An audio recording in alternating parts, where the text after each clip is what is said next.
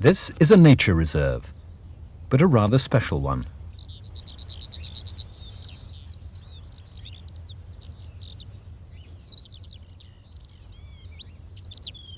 It's been created on 3 acres to provide all the needs for local wildlife.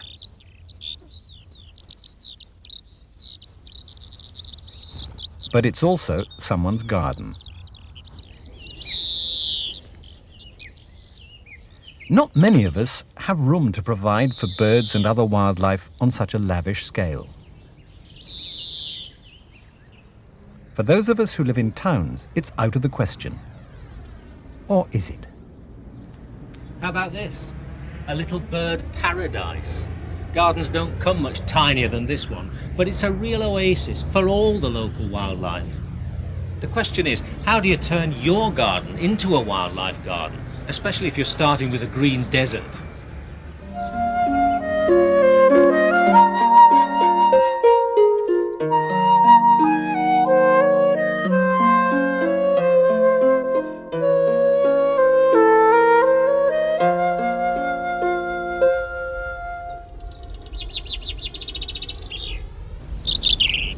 Jenny van der Hoek's 3-acre spread in Worcestershire won a competition to find the best wildlife garden in Britain. So what is it about her garden that so impressed the judges? A wide range of native flowers and trees and shrubs, which we had already planted, partly in the garden and partly in our little nature reserve. And then, of course, they were looking for the design of the garden. And being on a southerly slope, it attracts a lot of sunshine. And then, of course, you had to produce feeding stations for the birds, and we always have a bird table up, and water for the birds was most important. It seemed to be all here, so I thought I'd tell them about it. Providing for all the local creatures is what bird and wildlife gardeners would like to do. And recreating natural habitats is easier when you have lots of space. Modern housing estates, with today's shortage of building land, pose a much greater challenge to wildlife gardeners. No one relishes such a challenge more than Professor Chris Baines, ceaseless campaigner for the urban wildlife of Britain. His present garden in Warrington is the average postage stamp. The secret of a good wildlife garden is careful planning. And I always like to start by thinking about where I want to sit and enjoy the whole thing once it's finished. Is there somewhere I can put a seat that'll catch the afternoon sun or even the early morning sun? That's why the bird table's here, right in front of the kitchen window where I can really enjoy it. And once you've sorted out your comforts, you can then start to think about the comforts of the wildlife. And in this particular garden, because it's so small, I've made the centrepiece of the whole thing the garden pond. Water's absolutely vital for wildlife, not just for drinking, but the birds need to have somewhere to bathe, to keep their feathers clean. And of course, a lot of the things that breed in the pond eventually provide food for the birds too. And all around this particular pond, there are lots of flowers. A lot of them are wildflowers. They'll bring in the insects. And again, the insects provide food, but some of those flowers will run to seed, more food in the autumn. And then, because this is quite a windy garden, lots of shelter all the way around the edge. Not really a woodland edge on this scale. It's more hedgerow down this side, and then lots of climbers over the fence. But marvellous nesting site for birds, and quite a few of those plants will have berries in the autumn, more food. And then all the way around the garden, even at this scale, I think it's very important to have a path so that you can get out into the garden and get very close to nature. Where to start in our green desert? Well, first we plan. Using a piece of squared paper, draw in fences and any existing features, like our Leylandii hedge, cherry trees and pampas grass.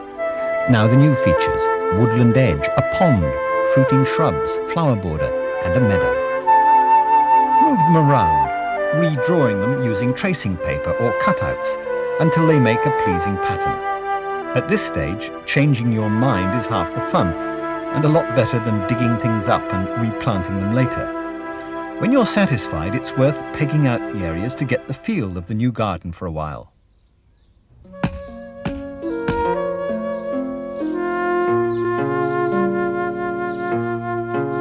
Meanwhile, you can begin to encourage birds into the garden by putting out food. Chris Mead is a great believer in feeding the birds. With birds in mind, his suburban garden has been improved over nearly 30 years. The original view from the kitchen window was much less interesting. Now, with its ponds and a profusion of native shrubs and trees, it's the sort of garden that is regularly thronged with birds. Chris, who works for the British Trust for Ornithology, even has budgerigars dropping in for a dip in the water tank. People worry about the quality of the food. They worry that putting out scraps that you're not going to eat in some way you're going to be poisoning the birds. The birds are very resilient. They will take all sorts of things. Just think of the clouds of birds that you get on rubbish tips feeding on waste that we've thrown away. So any kitchen scraps that you've got and so on are likely to be perfectly safe for the birds. The sort of food that we put out is almost anything. They don't really like vindaloo curries. Baked beans don't go particularly well, but almost anything gets eaten in the end. The one real worry that we have is a very nasty tropical fungus called aflatoxin. This is actually a product of stored peanuts, and it's very, very dangerous indeed. It's one of the most powerful toxins known to science. So if you're going to go out and buy peanuts, you should make sure that they are safe nuts. And they've got a nice little logo, and this is supported by both the BTO and the RSPB.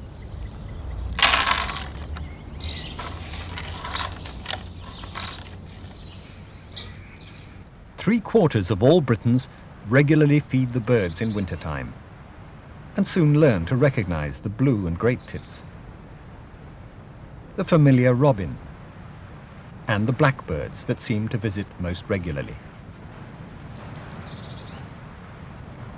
At the British Trust for Ornithology, they've been carrying out a survey of garden birds going back 20 years to monitor our garden visitors. The top 10 is the sort of top 10 that you would expect. Things like house sparrow, blackbird, starling, blue tit, great tit, greenfinch, dunnock, robin, those sorts of birds. Not unexpectedly, the ubiquitous house sparrow and the gregarious starling are top of Chris's list. The blackbirds, a male here, and the chaffinch are close runners-up. The dunnock, or hedge sparrow, is less clearly marked across the head than the commoner house sparrow. The blue tits, avid consumers of nuts, will also enjoy berries and insects from your garden, as will the larger great tit. Greenfinches enjoy crunching seeds from the bird table. The tiny wren is shy and not noticed as often as the rest of the top 10, while the robin claims the garden as his own jealously guarded territory. Just coming in at the top 10 and the late starter is the collared dove, originally from India. I put food out summer, winter, snow, warm, any sort of weather, because I feel that the birds deserve to have the food because we get so much pleasure from them. There's been a lot of controversy in the past about whether you should feed birds during the summer. I'm certain that the birds know themselves exactly what they should be feeding their young, and if they can get hold of it, they will do it. One of the problems which has been found is, for instance, that young tits in the nest have been found choked on whole peanuts.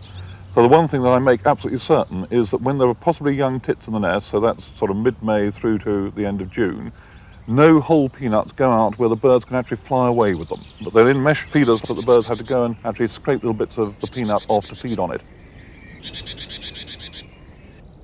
With the garden marked out ready for planting, the first thing to go in is the bird table.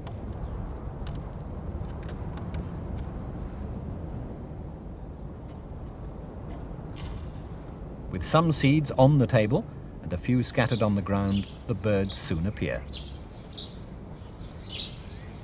Here a greenfinch, and there a great spotted woodpecker come to check out the prospects. Even a tree sparrow, nowadays quite a rarity in British gardens.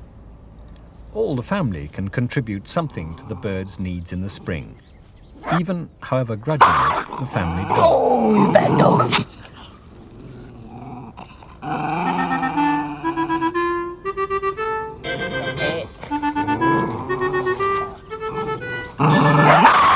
Stop it! Stop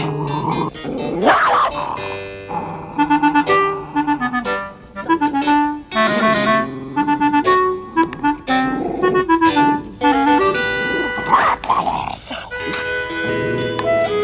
a scrap basket, molted fur is easily gathered by the birds.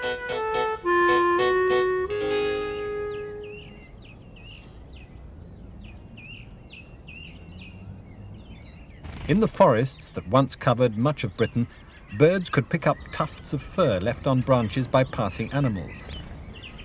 As the wild places have diminished, so the birds are pushed into an ever closer reliance on man.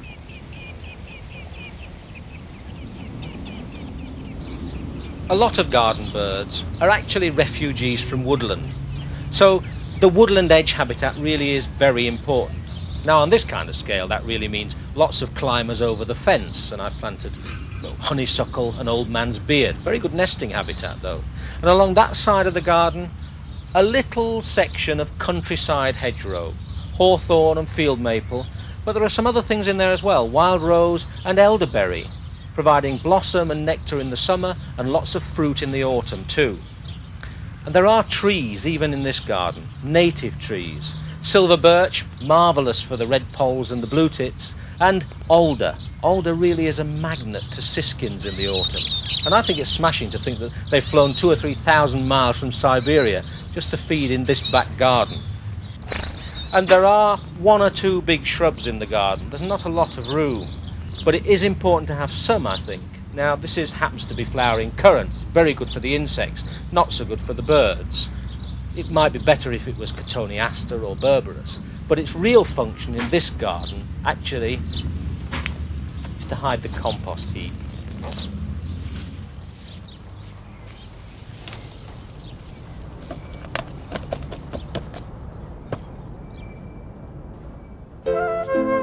First stop for most of us when planting a garden will be the local garden centre. Here we're presented with a bewildering array of highly cultivated or exotic species. Advice for the wildlife gardener is usually available if you ask, but the simple rule is where possible, go native. Native trees and shrubs support a larger number of insect species or bear fruit that our birds have eaten for thousands of years, like the native silver birch, Betula pendula.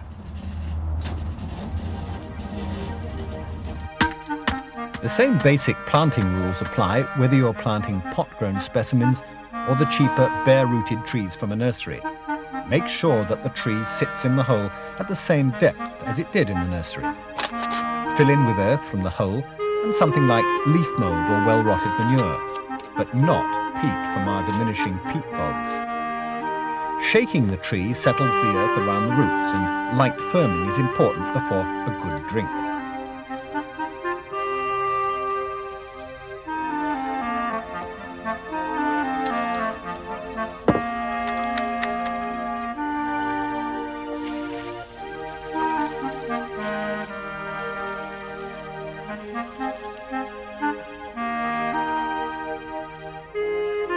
A little support from a strong stake and a rabbit guard against cat scratching is a good idea. The silver birch is a quick grower and supports 225 species of insect. Blue tits feed off the insects around its catkins in the spring.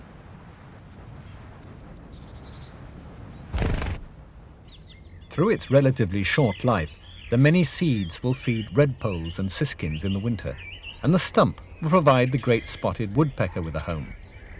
The rotting timber also breeds more nourishing creepy crawlers. Willows are cheap and easy to plant. If you can get hold of willow loppings, just bang them into the ground and they sprout away.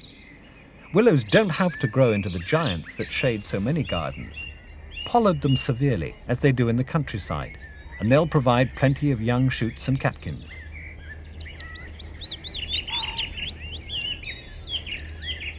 Our native willows support some 250 insect species that the willow warblers will love to hunt down in the branches.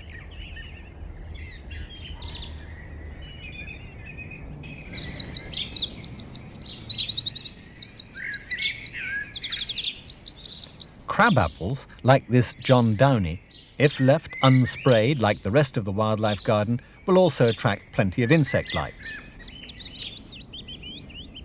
Once more, enjoyed by the willow warbler. There will still be plenty of fruit for the hungry blackbird and thrush in the winter, and they don't mind the odd grub in their apples, pears and cherries.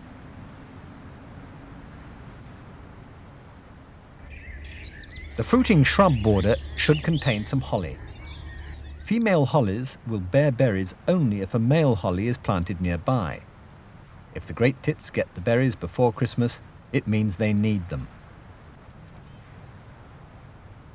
A red-winged visitor from Scandinavia will enjoy the berries and the shelter of the evergreen branches. The fruiting shrub area will take a year or two to get established. The Rosa rugosa, as it grows and rambles, produces masses of hips that the greenfinches love.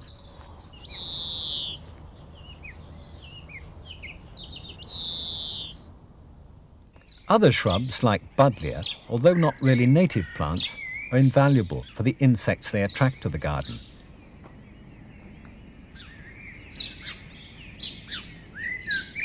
Butterflies, like this red admiral, if there's a patch of nettles left nearby, will lay their eggs there to give a fine crop of caterpillars.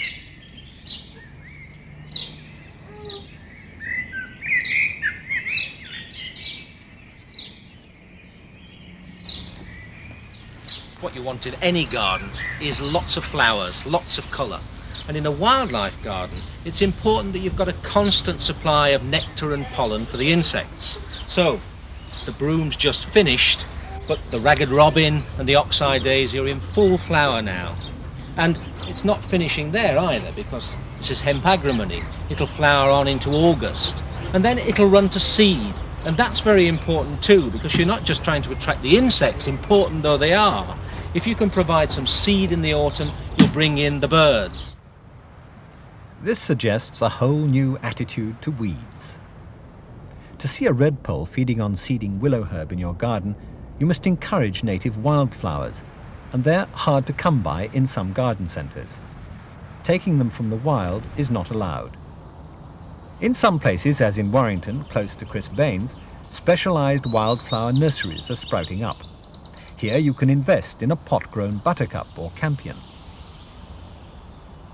Fields of foxgloves are for sale, and although country dwellers might think it absurd to buy them, for town dwellers it may be the only solution.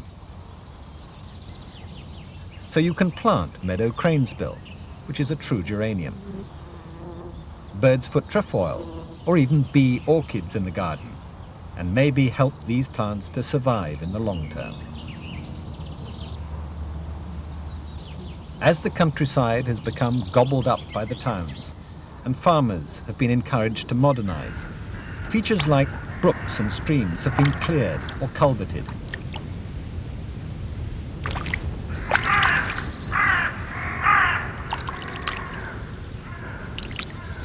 Water is vital for birds for the care of their feathers. So once again, a water feature is something that we should be putting back for the birds in our gardens.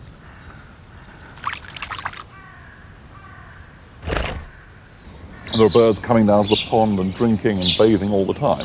We actually don't like birds bathing in the pond too much because they put a terrible scum on it. So we've got a dustbin lid which we just fill up every morning, and the starlings come down and bathe in that. They make it absolutely disgustingly dirty. So sometimes when there's lots of birds coming down and bathing in it, you actually have to change the water 2 or 3 times a day.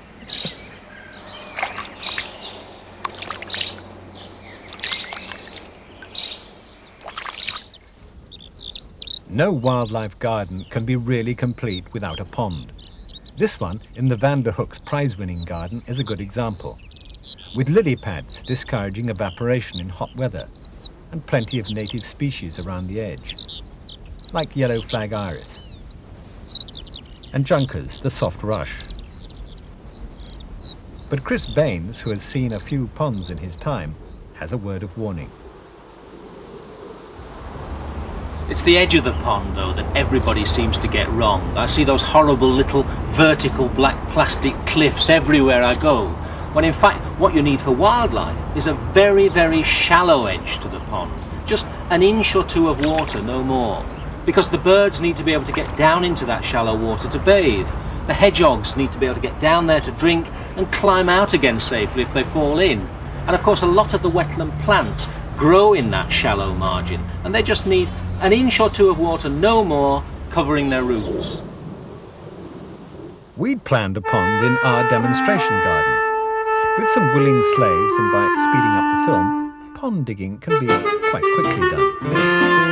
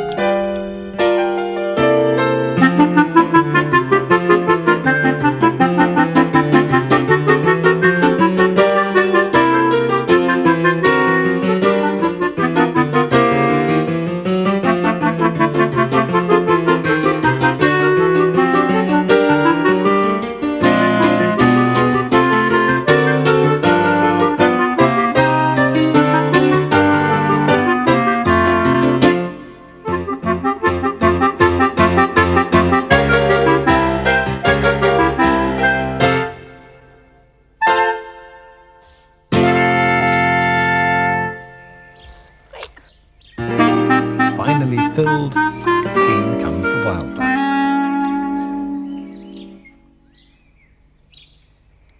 You should wait a while before planting. Some people prefer to plant the deeper living plants in baskets. For the wildlife, it doesn't seem to matter. These damselflies started to lay within minutes of the greater spearwort going in.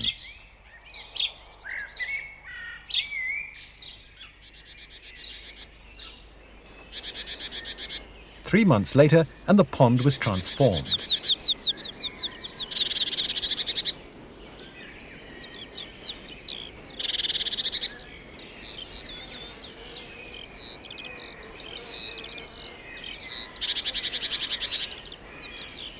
Across the garden from the pond, there'd been a similar transformation.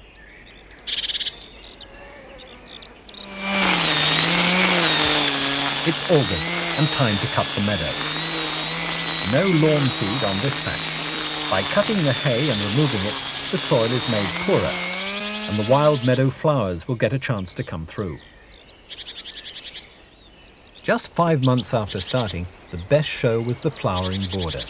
A mixture of annuals and bedding plants had served to bring in the insects. The larkspur's colour promises plenty of seeds to come.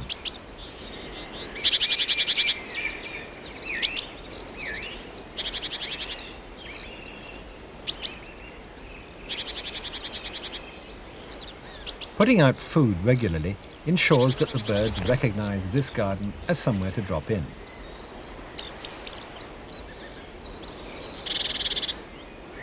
Now all the great spotted woodpecker family were feeding on the nuts, including the youngster.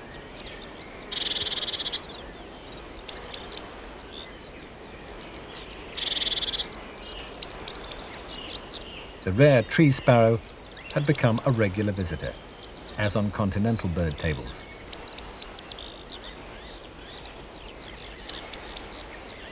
And because our demonstration garden was close to a canal, even a moorhen came to pick up scraps.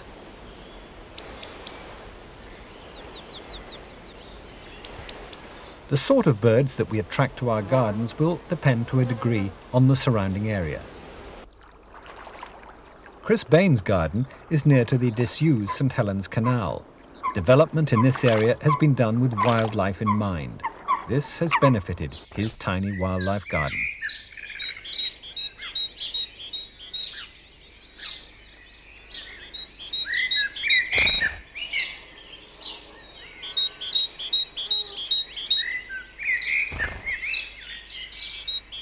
After 4 years, I reckon this little garden's just about as good as you can get on this scale. And in wildlife terms, it is very good. In fact, we've had 5 different species of birds nesting here. Robins and wrens in a little box on this fence, hedge sparrows in the hawthorn over there, nest box over there that's had great tits in it, and now the blackbirds in the honeysuckle. But of course, far more wildlife than that uses this garden. It's just that most of it doesn't live here. It flies in over the fences, or it creeps in under the hedges. In other words, it moves in from the surrounding neighbourhood. So a good wildlife garden isn't just a rich habitat in itself, it's a kind of service station for the whole surrounding landscape. And this particular landscape is the kind of landscape that really we ought to have everywhere in towns if we just take the lessons of the little wildlife gardens and apply them on a bigger scale.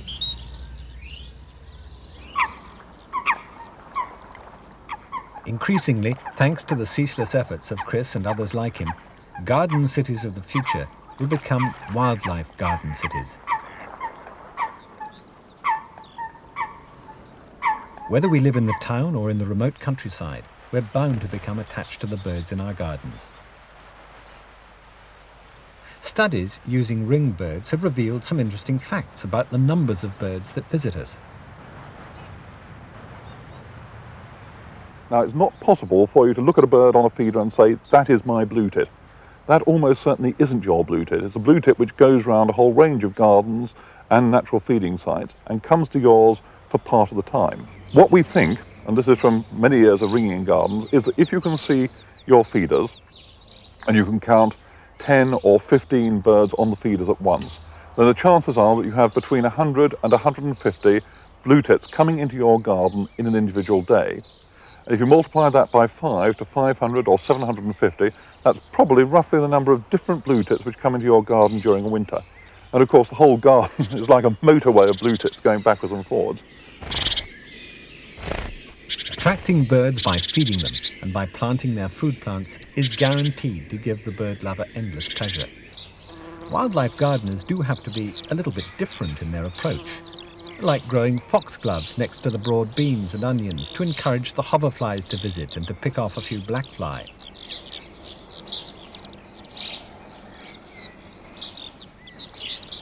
Like allowing the hedge to go unclipped in places, to allow it to seed, to plant other plants within it, and even to encourage a nettle or two.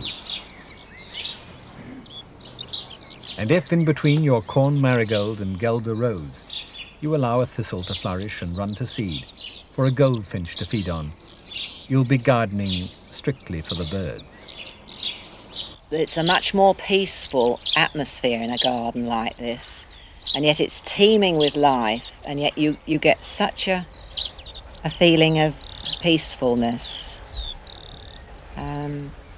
It's just wonderful.